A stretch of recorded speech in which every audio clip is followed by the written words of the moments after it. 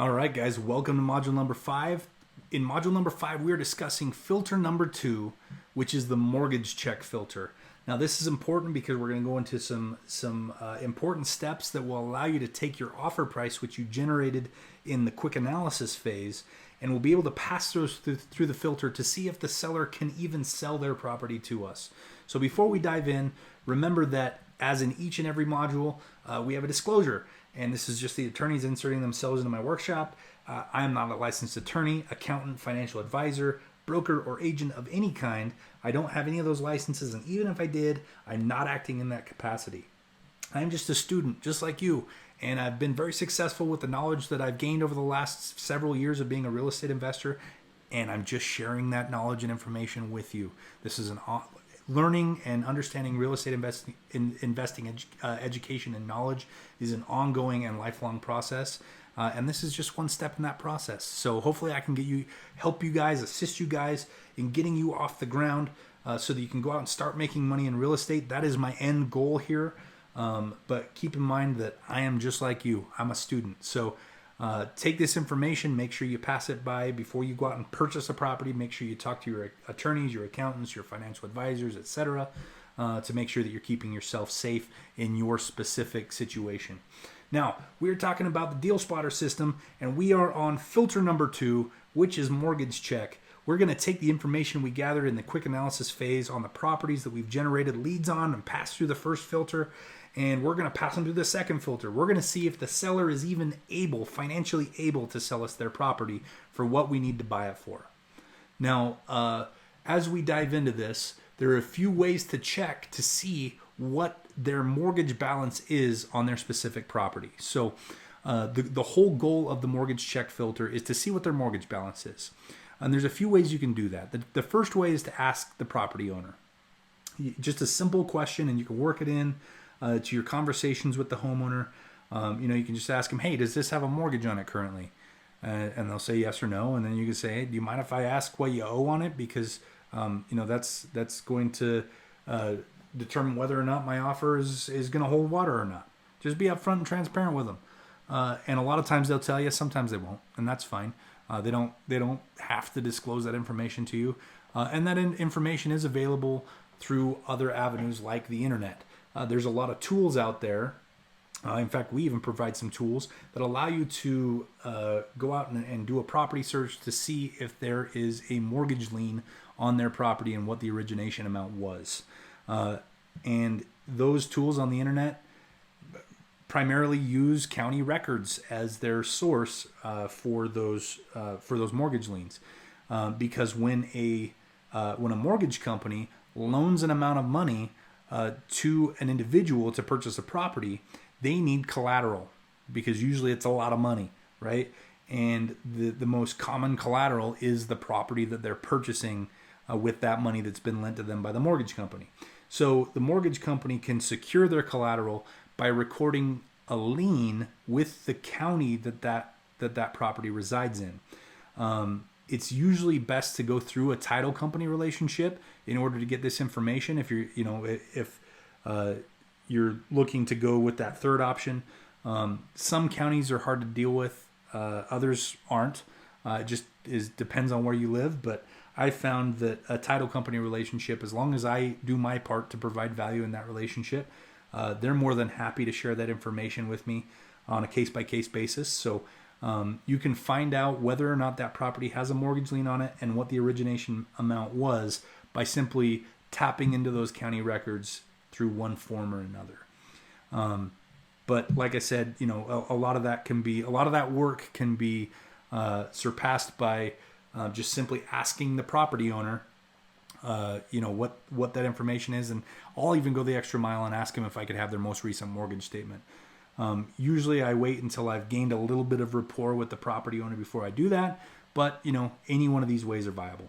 So let's talk about amortization, because the records that you're going to be pulling from the county, if that's the route you decide to go, or from one of the internet apps, if that's the route you decide to go, usually the amount listed on that lien will be the origination amount, which means the amount that the mortgage company originally loaned.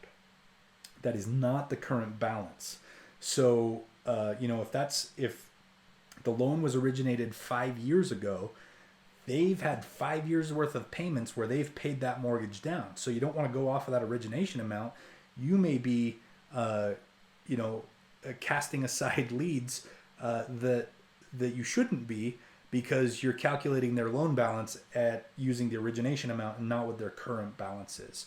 So you're going to want to use the amortization calculator that was included in the purchase of your education. That's one of the tools that we're including with this, to get a good guesstimate of their current balance.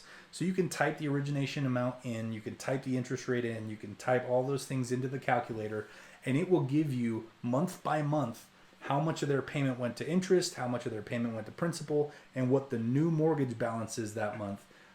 And you can just kind of go through that matrix and come to the current date and figure out exactly what it is they owed. Remember to account for any missed payments. So if you if you generated the lead based off of something like bankruptcy or pre-foreclosure, remember that they've missed some payments. That's why they're on that list.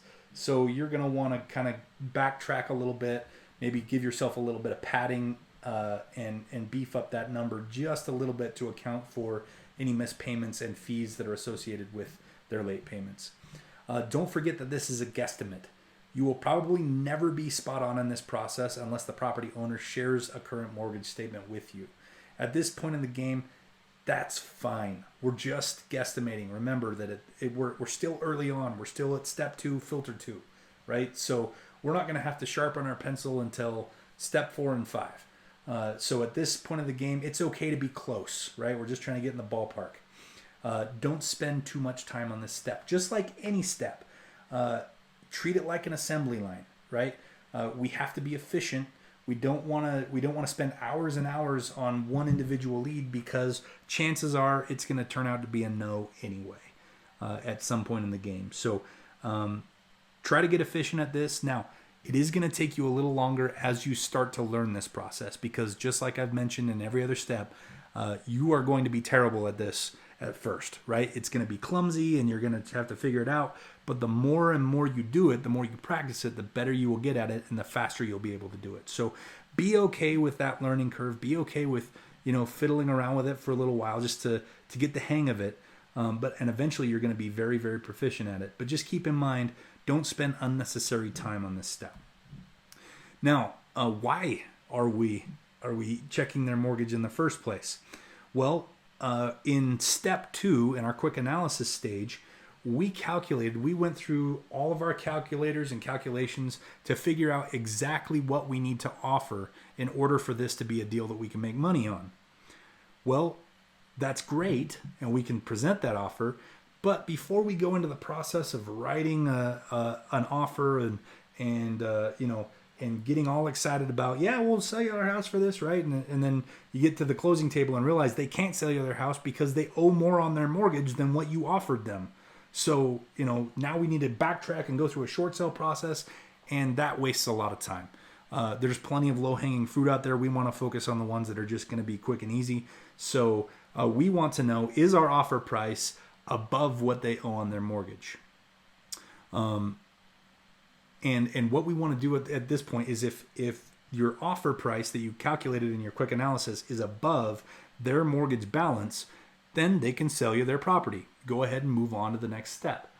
If it is not above what they owe on their mortgage, for example, if your offer price is calculated $100,000 and they owe $120,000 on their mortgage, then it's not a deal. It doesn't pass this filter. They can't sell it to you for what you need to buy it for, and you already know not to fudge the numbers. So don't be tempted to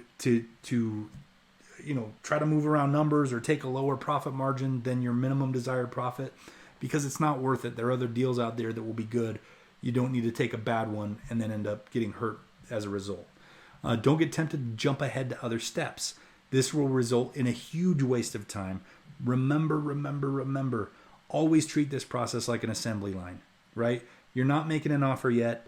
You're just comparing your quick analysis offer price to the mortgage check. If your offer price is higher than their mortgage balance, it passes the filter, you move on with it. If it does not, if it's lower than the mortgage balance, it dies here. Leave it. Move on. Fair enough?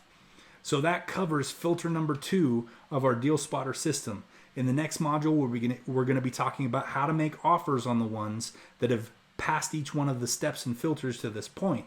And there's a lot of knowledge, a lot of paperwork that goes into that, and we're going to cover each step of the way in module number 6, step 3, the offer. We'll see you there.